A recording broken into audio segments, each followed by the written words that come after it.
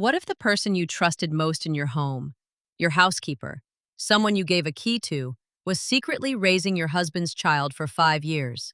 That's exactly what happened to me. 3 weeks after his funeral, she knocked on my door with a little boy who had my husband's eyes, and a secret that would blow my entire marriage apart. My name is Linda Whitman, and 3 weeks ago, I buried my husband of 22 years. Robert died on a Tuesday morning, sitting at the kitchen table with his coffee still steaming in front of him. The doctors called it a massive heart attack. One second he was reading the newspaper, complaining about the price of gas, and the next second he was gone. Just like that. 22 years of marriage, and I didn't even get to say goodbye. I won't pretend our marriage was perfect. What marriage is, after 2 decades? We'd had our rough patches.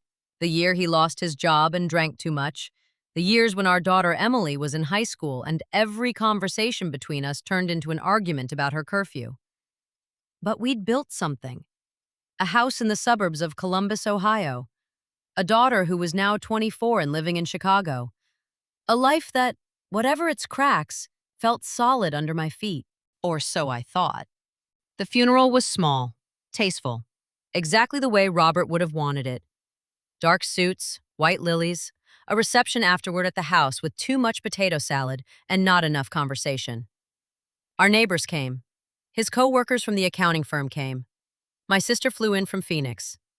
Emily stood beside me the whole time, gripping my hand so hard I thought she might break my fingers, both of us trying not to fall apart in front of people we barely knew. And then there was Carmen. Carmen Reyes had been our housekeeper for the better part of 5 years. She came twice a week, Tuesdays and Fridays, to clean the house, do the laundry, sometimes help me prep dinner when I was swamped with work. She was quiet, professional, always polite. I'd never had a single complaint about her in 5 years. If anything, I trusted her. I'd given her a key to the house. I'd left her alone with my jewelry, my husband's study, everything I owned. She came to the funeral. I remember being touched by that our housekeeper cared enough to show up and pay her respects. She stood near the back of the church, dressed in black, holding the hand of a little boy. I assumed he was her son. I'd met him briefly once or twice when she couldn't find a sitter and had to bring him along on a cleaning day. Sweet kid, maybe 5 years old, with a shy smile and dark curly hair. I didn't think anything of it.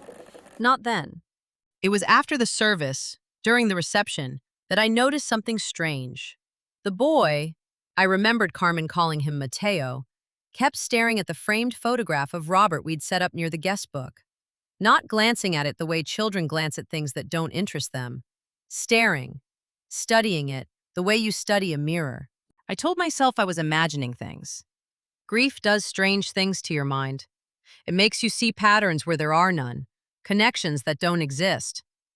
I pushed the thought away and went back to accepting condolences from people whose names I could barely remember. I didn't know that in exactly 1 week, Carmen would sit across from me at my own kitchen table and tell me something that would rip my entire marriage apart, retroactively like a hand reaching back through 22 years and rewriting every memory I had.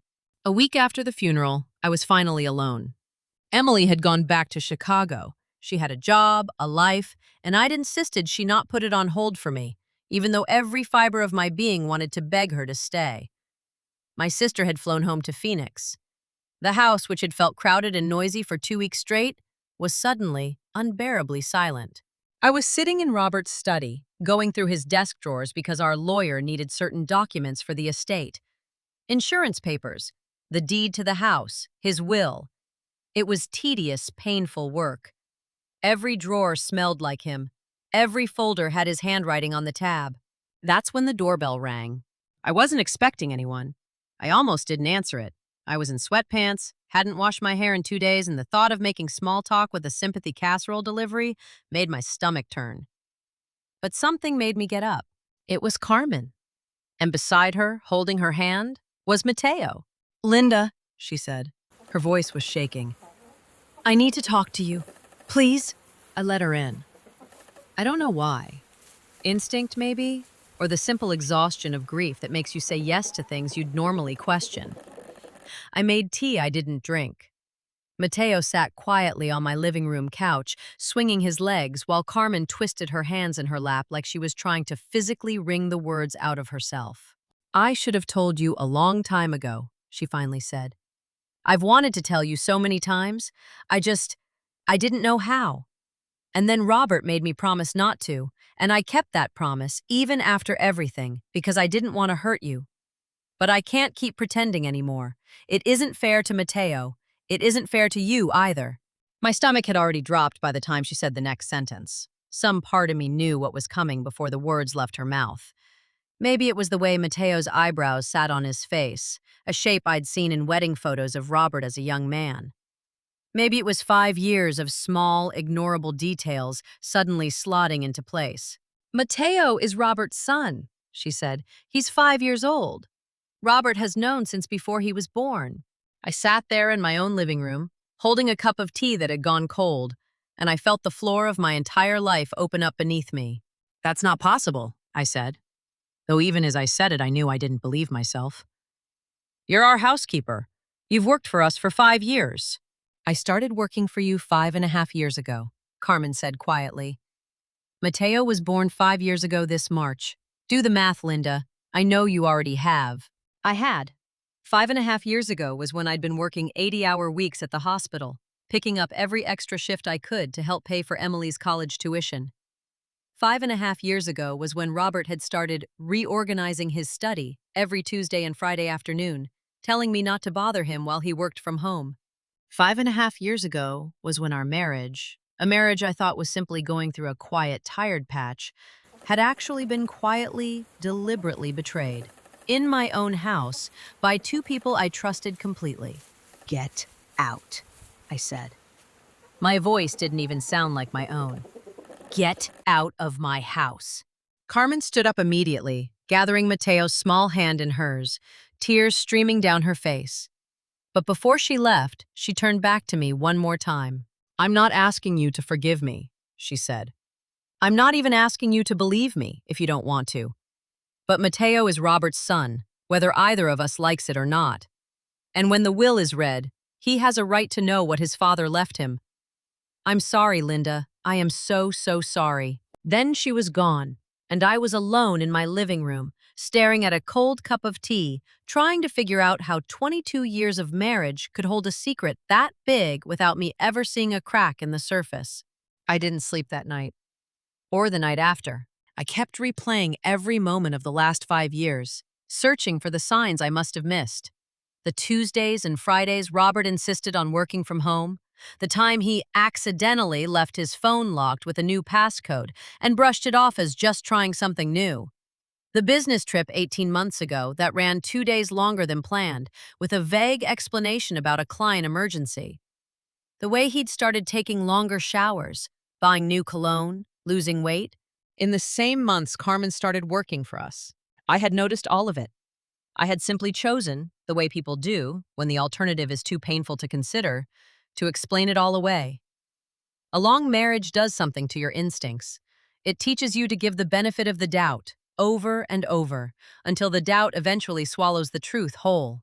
3 days after Carmen's visit, I went back into Robert's study and did something I'd never done in 22 years of marriage. I searched through every single one of his private files with the specific intention of finding out what he'd been hiding. It didn't take long. Locked in the bottom drawer of his desk, behind a false panel I only found because my hands were shaking too hard to be careful, I found a manila folder. Inside were bank statements from an account I didn't know existed. A separate checking account he'd opened 5 years and 2 months ago. Monthly transfers like clockwork to an address across town. Not extravagant amounts. Enough for rent. Enough for a child's needs. Enough to keep a second, secret life quietly funded without ever showing up on our joint accounts. There was also an envelope of photographs. Robert, younger and smiling, holding a newborn baby in a hospital room that wasn't the one where Emily was born. Robert at what looked like a first birthday party. A small cake with a single candle. Carmen laughing beside him. Robert at a school event, crouched down next to a boy in a backpack, both of them grinning at the camera. 5 years. Not a mistake. And a single drunken night he regretted. An entire second family, quietly maintained in the margins of our marriage, funded from an account I never had access to, hidden behind a wall panel in a study I walked past every single day. At the very bottom of the folder was a letter, dated just 4 months before Robert died. I recognized his handwriting immediately. Carmen, if anything happens to me before I find the right way to tell Linda, please make sure Mateo is taken care of. I know I've asked too much of you already, keeping this secret for so long, but I need to know he'll be provided for. There's money set aside. Tell the lawyer everything if you need to. I should have been braver about this a long time ago. I'm sorry it took me this long to write it down. I sat on the floor of my husband's study, surrounded by evidence of a life I never knew existed, and I understood, finally, why he'd been acting strange in the months before he died. I had thought it was stress from work. I had thought it was simply age catching up with him. It had been guilt. Guilt for a secret he'd carried for 5 years and never had the courage to face. The reading of the will took place 2 weeks later, in the office of our family lawyer, a stiff, careful man named Harold Bennett, who had handled Robert's estate planning for over a decade. I brought Emily with me. She had flown back from Chicago the moment I told her everything, and I will never forget the look on her face when I explained who Mateo was. Not shock exactly, more like watching someone slowly absorb a physical blow, bracing for the pain that arrives a half second after the impact. Carmen was there too, sitting stiffly in a chair against the far wall, Mateo waiting outside with a family friend she'd brought along. She didn't look at me. I didn't look at her. Harold cleared his throat and began reading. The house was left to me as expected. Our joint savings, our retirement accounts, the car, all of it went to me and eventually to Emily. Standard, unremarkable, exactly what any wife of 22 years would expect. And then Harold reached the final clause. To Mateo Reyes, he read, I leave the sum of $200,000 to be held in trust until his 18th birthday, along with 15% ownership of my shares in Whitman and Coyle Accounting Partners. The room went silent. $200,000. 15% of a business partnership Robert had spent 20 years building. A business partnership I had always assumed, always been told would pass entirely to me and Emily. Emily's hand found mine under the table, gripping it hard enough to hurt. There's no contesting this, Harold said quietly, clearly uncomfortable being the one to deliver this particular piece of news. Robert updated his will 4 months ago. It's airtight. He had a paternity test done privately before drafting this clause. Mateo is confirmed biologically to be his son. Under Ohio law, an acknowledged child, whether born in or out of wedlock, has the same inheritance rights as any other child, provided the will explicitly recognizes them, which this one does. I sat there, absorbing the fact that my husband had not only had an affair and a secret son for 5 years, he had also quietly and legally made arrangements to formalize that son's inheritance rights before he died, without ever once discussing it with me. He had planned for his death more carefully than he had planned for honesty in his own marriage. I want to contest it anyway, I said, my voice shaking with a fury I hadn't fully let myself feel until that exact moment. I don't care if it's airtight. I want to fight this. Harold sighed, the sigh of a man who had delivered this kind of news many times before. You're welcome to consult an attorney who specializes in estate contests, Linda. But I have to be honest with you. Robert was very deliberate about this. He wanted to make sure Mateo would be provided for regardless of how the rest of the family felt about it. Fighting it will cost you significant legal fees, and the odds of overturning a paternity-confirmed explicitly worded clause are extremely low. I looked across the room at Carmen, who still hadn't met my eyes, and at the empty chair beside her where a 5-year-old boy, who shared my husband's eyebrows, was waiting in the hallway, completely unaware that the adults in this room were deciding the shape of the rest of his life. I need some time, I finally said. I need to think.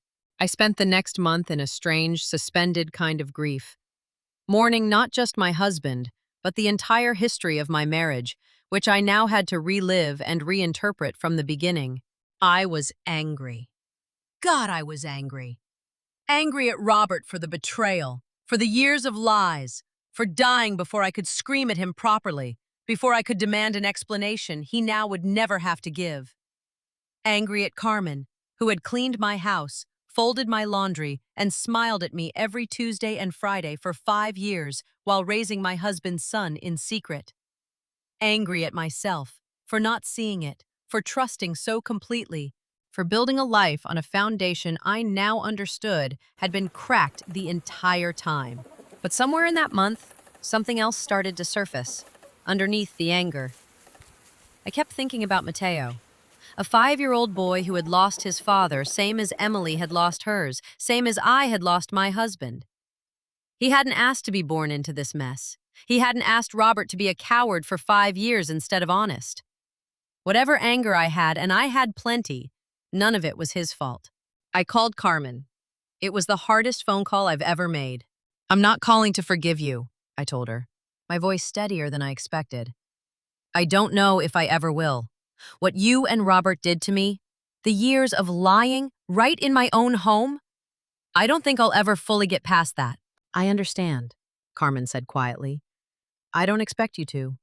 But I want to meet Mateo properly," I continued. "Not as your employer's wife, not as some stranger from a courtroom. He's Robert's son. That makes him— I don't even know what that makes him to me exactly, but Emily has a half-brother now, whether any of us chose that or not. And I don't think punishing a 5-year-old for his parents' choices is who I want to be." There was a long pause on the line. When Carmen spoke again, she was crying. "Thank you," she said. "I know I don't deserve your kindness, but thank you." "I'm not doing it for you," I said. "I'm doing it because Robert made a mess, and somebody in this situation needs to be the adult who cleans it up without making a 5-year-old pay for it." It's been 8 months since Robert died. I didn't contest the will. Emily, after a lot of long, difficult conversations, agreed it wasn't worth the years of legal battle it would take. And more than that, she said something that stuck with me. "He's still our dad's kid, Mom. Being angry at Dad doesn't mean we have to be cruel to a little boy who didn't do anything wrong." I still haven't fully forgiven Robert. I'm not sure I ever will, and I've made peace with the fact that some wounds don't close all the way. They just become part of the shape of you, something you carry rather than something you heal from completely. 22 years of marriage, and I'll spend the rest of my life wondering what else I didn't see. What else got hidden behind closed study doors and Tuesday, Friday work-from-home excuses? But something unexpected happened too. Emily started spending time with Mateo. Awkwardly at first, two half-siblings 20 years apart in age, trying to figure out what, if anything, they meant to each other. She took him to the zoo last month. She said he laughed exactly like their father used to, and she didn't know whether that made her want to cry or smile. So she did both. Carmen no longer works for me. That would have been too strange for both of us, and we both knew it. But we talk, sometimes, about Mateo's school, about the trust fund, about the strange, complicated inheritance of a father neither of us fully knew. I think about that day at the funeral often. The way Mateo stared at Robert's photograph like he was looking into a mirror. I understand it differently now. He wasn't just looking at a stranger's face.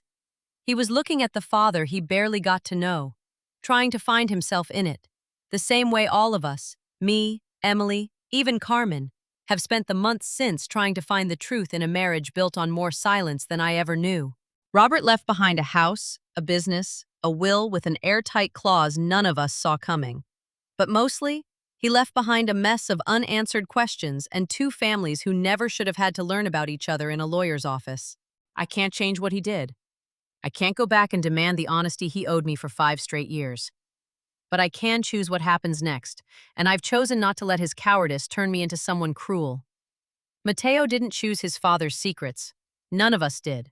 We're still figuring out what kind of family we are now. But we're figuring it out together, and honestly, given everything, that feels like more than I expected to have. 3 weeks after I buried a husband I thought I knew completely.